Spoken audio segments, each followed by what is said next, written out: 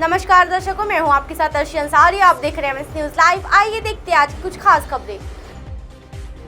शोधार्थियों के बड़े रही कतार, गाइड्स का लंबा इंतजार। विश्वविद्यालय में पेट उत्तीर्ण परीक्षार्थियों को पीएचडी के लिए नहीं मिल रहे रिसर्च सेंटर व मार्गदर्शक।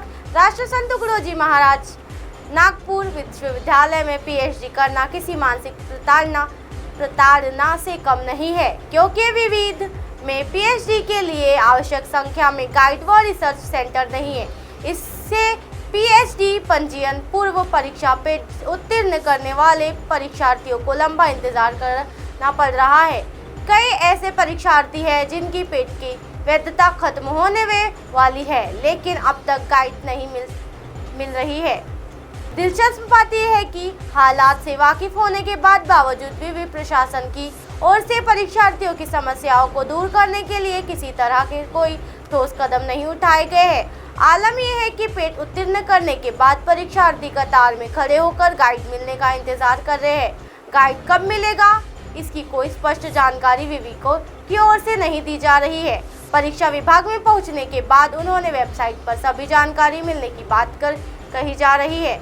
हकीकत में विवि की वेबसाइट पर भी गाइड्स व उपलब्ध सीटों को लेकर कोई स्पष्ट जानकारी नहीं है। अधिकारियों के पास इस बात का कोई भी जवाब नहीं है कि आखिर विद्यार्थियों को गाइड उपलब्ध कराने के लिए क्या व्यवस्था की गई है। सूत्रों के अनुसार हर साल विवि की ओर से ली जाने वाली पेट परीक्षा में 800 से 900 परीक्षार्थी पेट में सफल होते हैं, लेकिन इन विद्यार्थियों को गाइड्स व रिसर्च सेंटर नहीं मिलते। इसके पिछले एक बड़ी वजह यह है कि विवि के पीएचडी प्रवेश प्रक्रिया में पारदर्शिता का नहीं होना व रिसर्च अब की बार आए 5500 आवेदन। सूत्रों ने बताया कि 17 अक्टूबर को ली जाने वाली पेट के लिए विवि परीक्षा विभाग को 5500 विद्यार्थियों के आवेदन मिले हैं।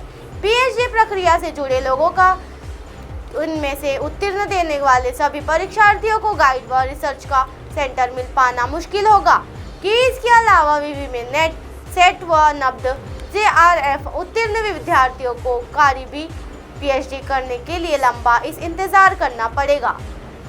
ट्रेड सेंटर व गाइड का मनमाना रवैया है। त्यावे अपनी पसंद के हिसाब में विद्यार्थियों को पीएचडी कराते हैं। उनके पास सीटें खाली होने के बाद वे भी परीक्षार्थियों को उल्टे पाव है लौटा देते हैं। इसे लेकर परीक्षार्थियों ने विविध परीक्षा विभाग में शिकायतें भी की थी, लेकिन कोई नतीजा नहीं निकाला। इस संबंध में परीक्षा विभाग में अधिकारियों ने कोई प्रतीक्षा नहीं दी। दिव्यांगों को 1 अप्रैल से ही मिलेगा बढ़ा हुआ भत्ता। लॉस की खबर पर बिजली कंपनियों की पहल। प्रदेश के तीनों बिजली कंपनी अब राज्य सरकार के फैसले के अनुरूप 1 अप्रैल 2022 से ही दिव्यांगों को बढ़ा हुआ परिवहन भत्ता देगी। देर से ही सही, दिव्यांग अधिकारियों एवं कर्मचारियों को आखिर न्याय मिल ही गया। उल्लेखनीय है कि लोकमत समाचार ने खबरें प्रकाशित कर इस बात का खुलासा किया था।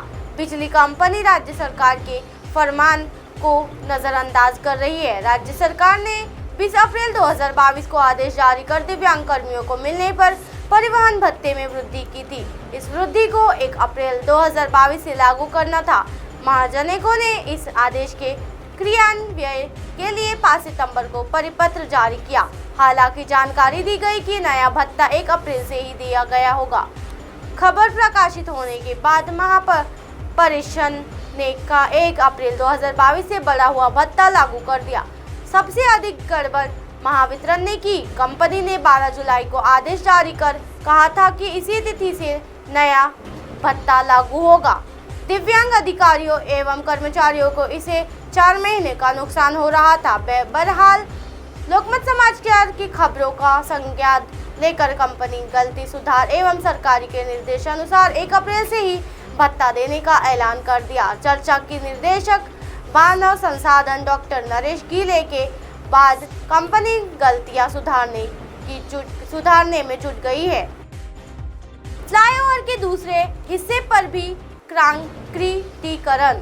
बीते माह सदर फ्लाईओवर की सड़क का एक हिस्सा धंस जाने के बाद उसका कंक्रीटीकरण कर दिया गया था। अब धंसी हुई जगह के बाजू वाली लेन में भी खुदाई करके इसका भी कांकीकरण किया गया है। लोकमत समाचार में 7 सितंबर को संबंधित खबर प्रकाशित की गई थी।